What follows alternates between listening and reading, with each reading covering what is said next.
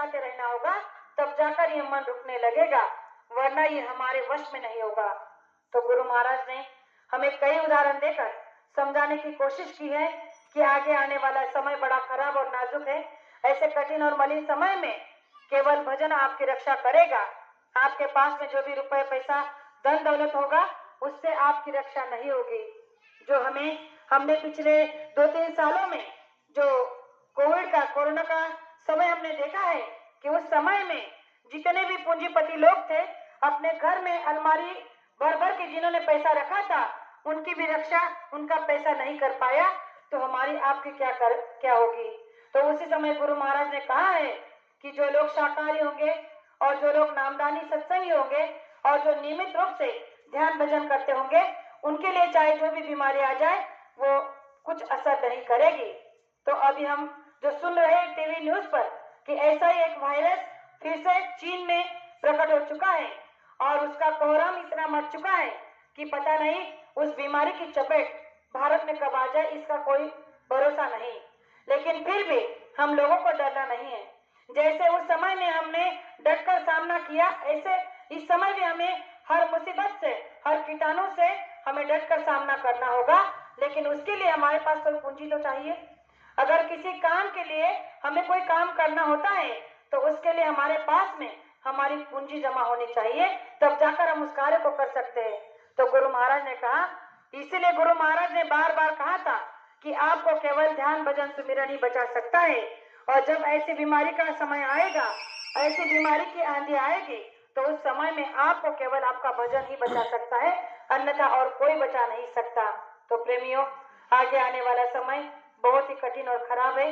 ऐसे भयानक समय से बचने और बचाने का एक ही मात्र उपाय है, वो ध्यान भजन सुमिरन।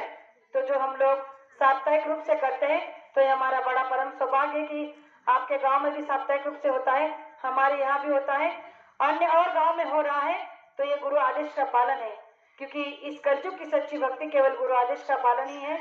अन्यथा और आप जो जाए करना चाहो तो उससे आपकी भक्ति प्रकट नहीं होगी। तो आदेश का पालन करना ही एक सच्चे भक्त की एक निशानी होती है। तो हम सभी लोग इसी बात की पालना करेंगे। और जो बहन ने शरीर छोड़ा है, तो उस बहन के पश्चात आज का सत्संग का कार्यक्रम रखा है।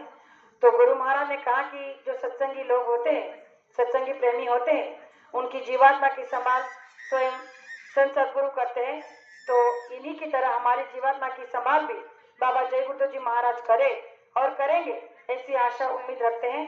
और मैंने जो 2 बातें आपके सामने रखी, हो सकता कहने में एक शब्द ऐसा निकल गया हो जो नहीं कहना चाहिए था, तो आपकी छोटी बेटी समझकर माफ करना, ऐसे आशा करती हूँ।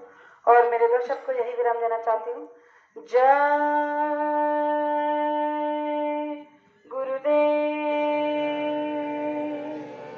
और संगत गुरु का रूप होती है, इसीलिए संगत से हाथ जोड़कर माफी मांगना चाहती हूँ कि 31 दिसंबर के दिन हम लोग कई और सत्संग के लिए गए थे चंद्रपुर जिले में, बल्लार शाह कर गाँव है।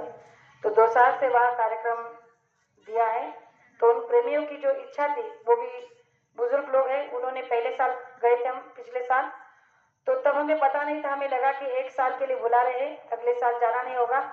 लेकिन उन्होंने अपने शब्द में, वचन में हमें बांध दिया था कि जब तक हम जिंदा हैं तब तक ये कार्यक्रम हम करेंगे, और उसी कार्यक्रम के लिए आप लोगों को ही आना होगा। और इसीलिए हम दोनों को वहां जाना पड़ा, और इसीलिए हम लोग इस 31 दिसंबर के सत्संग के लिए यहाँ रुक नहीं पाए। तो मैं संगत को गुरु रूप समझकर माफी मांगना चाहती हूँ कि आप कोई भी ऐसा कोई गलत सोच न रखे। जय गुरुदेव।